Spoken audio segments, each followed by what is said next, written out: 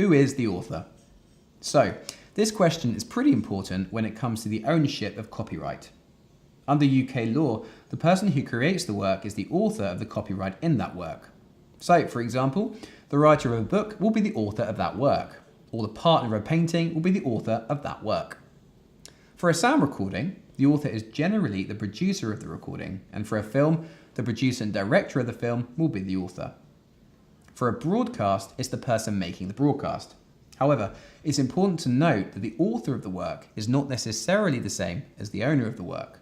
The general rule is that the author will be the original and very first owner of the work unless it is created in the course of their employment, in which case the law says that the work will belong to the employer in the absence of any other contractual confirmation that it will not.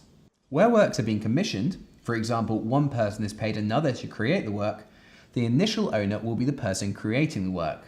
But the contract under which it is commissioned will generally say that the ownership of the work should be transferred to the party paying for the work. If you're commissioning the work, you should be very careful to make sure that a formal assignment of the work is entered into, so that ownership of that work is transferred from the original author to you. You can often include this wording in the same contract where you agree the terms of appointment.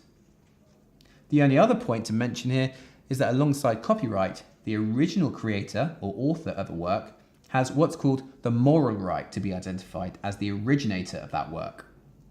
Moral rights cannot be assigned or transferred. They can only be surrendered.